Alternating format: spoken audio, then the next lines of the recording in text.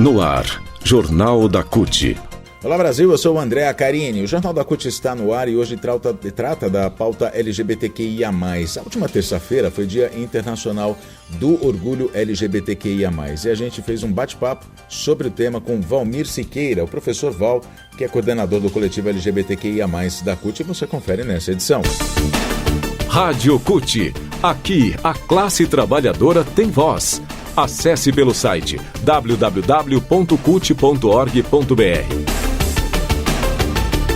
Muito bem, então a gente conversa com o professor Val. A primeira pergunta que a gente fez para ele foi: orgulho do quê? É um dia para celebrar, enfim, é um dia para se manifestar? Vamos ouvir a entrevista. Olha, o porquê de celebrar, na verdade a gente nem considera muito uma celebração em si, uma manifestação, né? Porque desde a origem dessa data a gente usa ela como uma forma de nos manifestarmos, ir para a rua, né? Para mostrar para a população que nós existimos, né? Para mostrar para a população que nós não somos uma minoria, né? Que nós somos, como muitas vezes é tratado em vários países, inclusive, e aqui no Brasil até pouco tempo atrás também era. Então, a gente tem ido para as ruas para reivindicar os nossos direitos como pessoas que pagam seus impostos, né? Pessoas que têm seus direitos e que, na verdade, nos é negado, né? No Brasil, principalmente, que é um dos países que mais assassina pessoas no mundo, mais assassina como pessoas da comunidade LGBT. O IBGE divulgou um levantamento recentemente, agora no mês de maio, dizendo que no Brasil 2.900.000 pessoas de 18 anos ou mais, é isso que diz o IBGE, se declaram lésbicas, gays, bissexuais ou bissexuais. Esse número pode ser subestimado, né, Val? Na última parada agora em São Paulo, tivemos aí uma média de 2 milhões de pessoas na Avenida Paulista. Né? Fala-se em 3 milhões até.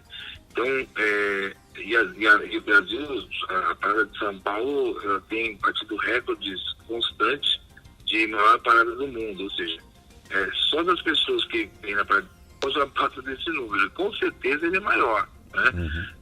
Não é à toa que o governo federal não quis incluir no IBGE o nosso item, né, para saber a orientação sexual das pessoas que serão entrevistadas no IBGE. O orgulho LGBTQIA+, aos olhos dos conservadores, isso a gente fala até em causa própria, né, assim, em lugar de fala, aos olhos dos conservadores, principalmente quando se refere à parada gay, por exemplo, né, a parada LGBTQIA+, que eles chamam de parada gay, mas é a parada LGBTQIA+, do orgulho LGBTQIA+, eles entendem como uma forma de festividade ou de promiscuidade até, que é fruto do preconceito, né, do conservadorismo, mas na verdade esse orgulho está relacionado justamente à reivindicação de direitos, ter os mesmos direitos que a população em geral, não é, Val? Eu queria que você explicasse isso para a gente. Sim, porque a gente, o que a gente tem lutado, principalmente no Brasil, né, como eu disse anteriormente, que está entre os primeiros países em números de assassinatos de pessoas da comunidade LGBTQI+, a gente, nas paradas, né, porque tem a parada de São Paulo, mas tem as paradas são espalhadas por todo o Brasil e aqui, no caso do estado de São Paulo, por várias cidades do interior, inclusive na próxima final de semana tem a parada do orgulho LGBTQI+, na cidade de Campinas. Então a gente tem, são momentos que a gente vai para a rua para reivindicar que nós sejamos reconhecidos como cidadãos que nós somos. Né? A gente quer nossos direitos, hoje nós temos lutado pelos direitos de viver, que é uma coisa assim, em pleno século XXI, um absurdo de ter que ir para a rua para reivindicar o direito à vida. É o que a gente tem feito ao longo desses anos, porque o número de violência incentivado pelas camadas conservadoras, e a negligência desses governos, que são também amparados por essa camada conservadora, ela agrava ainda cada vez mais, né? A gente não tem uma legislação que criminalize a LGBTQI-fobia, nós não temos... há sempre uma tentativa de nos programas sociais que não inclua a camada LGBTQI+.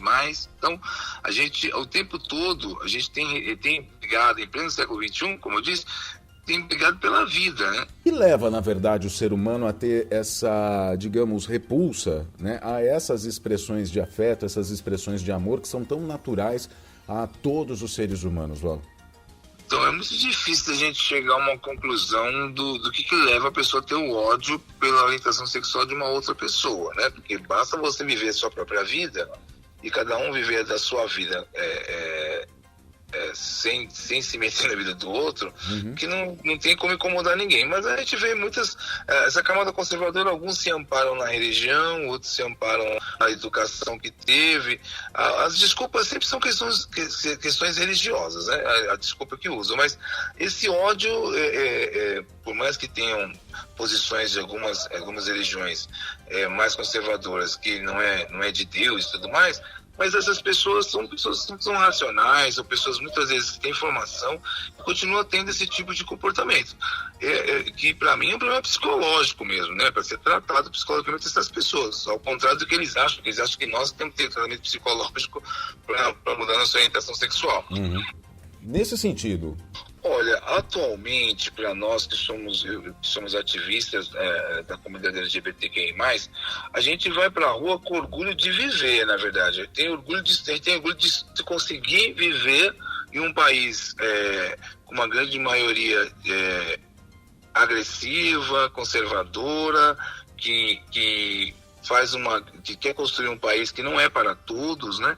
E a gente está mostrando que não. Eu tenho orgulho dessa resistência que nós temos de ir para a rua, nem que seja por um dia, darmos as mãos e mostrar, nós estamos vivos, nós somos pessoas normais, nós temos a nossa vida, somos iguais a vocês, e nós vamos lutar para ter nosso espaço na sociedade, nós vamos lutar para que nossos direitos sejam preservados.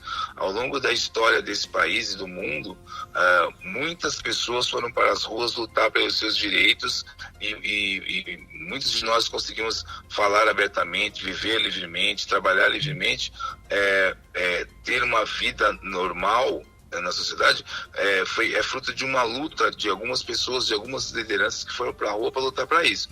E no Brasil nosso, por exemplo, que passou por ditadura, que passou por escravidão, que passou pelo desrespeito ao direito da mulher, que a mulher nem podia votar. Então hoje a gente tem aí sempre, né?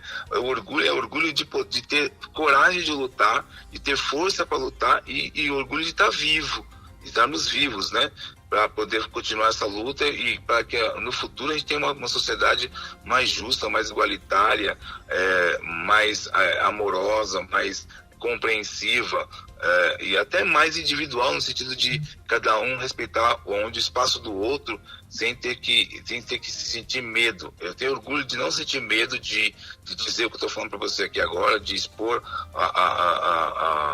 os meus pensamentos, de defender uma comunidade toda que tem morrido ao longo dos dias. Diariamente morre uma pessoa da comunidade LGBTQI+, no Brasil, e eu tenho orgulho de poder lutar por isso, de estar em várias organizações tentando mostrar para a população, para o povo, que nós somos normais, temos nossos direitos como outro qualquer, pagamos impostos como todo mundo, e que a legislação tem que ser mudada no Brasil para que a gente possa ter mais tranquilidade, mais poder viver, né, sem ter o medo de ser agredido a qualquer momento, de ser assassinado a qualquer momento. Mas nesse sentido, dentro de tudo isso que a gente está conversando, toda a atuação do coletivo nacional LGBTQIA+, da CUT, atua justamente para lutar por esses direitos, por esse, não vou dizer reconhecimento, mas por essa visibilidade, né? Mostrar quem são as pessoas, o que elas são e que elas têm que ser respeitadas, não é, Val? Exato, a CUT tem impulsionado todos os seus sindicatos associados para que construa coletivos LGBTs nas suas bases sindicais. A CUT tem um coletivo LGBT na CUT de São Paulo, que é um dos primeiros do Brasil, tem da CUT Nacional, a qual eu sou coordenador. A gente tem impulsionado que formem coletivos em todas as bases sindicais do Brasil, nas CUTs, nas confederações, federações, nos sindicatos, exatamente para que a pessoa, o trabalhador, a trabalhadora formal ou informal, que possa ver e se espelhar e falar, olha, tem gente pensando em mim, ou sindicalista que me representa a minha categoria, está pensando também na minha vida, né? Nós estamos lutando para que sejamos todos contratados formalmente, né? Seja um contrato formal, mas também é uma luta da CUT para a defesa do trabalhador do informal também. Então a gente tem essa preocupação. Então a CUT tem feito esse papel ao longo dos mais de 20 anos que a gente tem construído esses coletivos, construído essa discussão. A gente tem feito palestras, tem feito seminários, a gente tem participado da luta, temos ido para a rua junto com o movimento social como um todo, e nos consideramos também movimento social, obviamente, para que a gente possa lutar para que nosso trabalhador que nós representamos, nós tenhamos todos os direitos e a proteção jurídica para que a gente possa viver, trabalhar e ter nossa vida íntima respeitada, preservada, sem correr o risco de ser assassinado, ser maltratado, ser assediado nos ambientes de trabalho, como tem acontecido no Brasil ao longo dos anos. Val, uma última pergunta, rapidamente, a gente está aqui em cima do tempo já, mas uma última pergunta.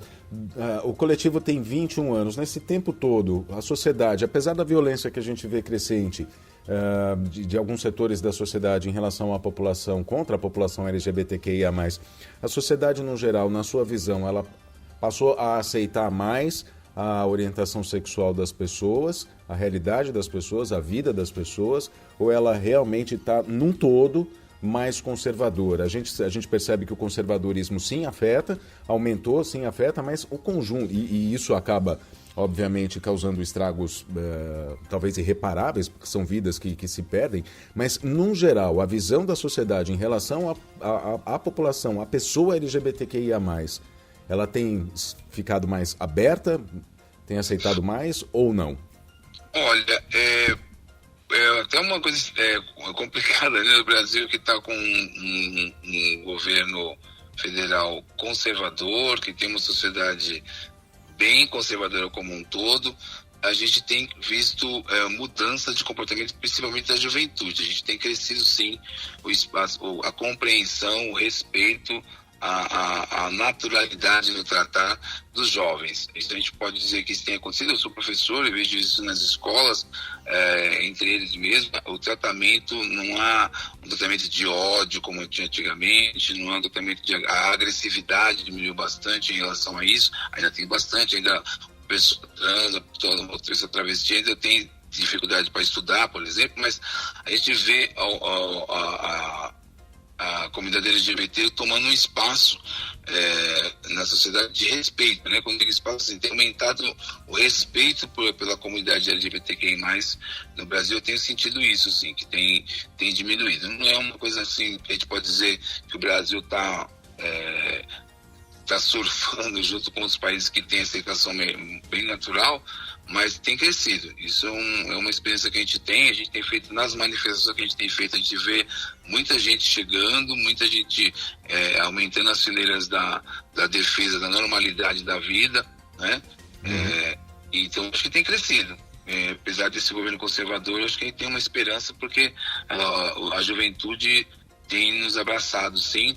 E não vou falar só da juventude, a gente tem muitas organizações, por exemplo, de mães LGBTs, e muitas organizações como, por exemplo, a AB, outras que não são necessariamente, que não tinha essa visão, e tem aumentado bastante para nós. A gente tem sindicatos que antigamente a gente considerava super conservador, como, por exemplo, sindicatos metalúrgicos, que era masculino, não conservador, mas masculino, né? Então a gente tinha a cultura já era outra. A gente tem visto hoje, eles, por exemplo, têm coletivo LGBT, têm participado das atividades, tem crescido bastante também. Então acho que a gente, pelos próprios sindicatos que nós temos, pela própria atividade que a gente faz na sociedade, a gente percebe que está aumentando o nosso espaço, no sentido de espaço na mente das pessoas, de nos tratar como pessoas normais que somos, e diminuir um pouco o ódio que existe por pessoas que têm matado, assassinado as pessoas da comunidade LGBTQI+. Falamos com o professor Val, então, obrigado por falar conosco, aliás, ao professor Valmir Siqueira, que é coordenador do coletivo LGBTQIA+, da CUT. Terça-feira foi Dia Internacional do Orgulho LGBTQIA+. Por que ter orgulho é o que a gente explicou nessa edição. O Jornal da CUT fica por aqui. Muito obrigado pela sua companhia. Nos falamos na próxima edição. Até lá.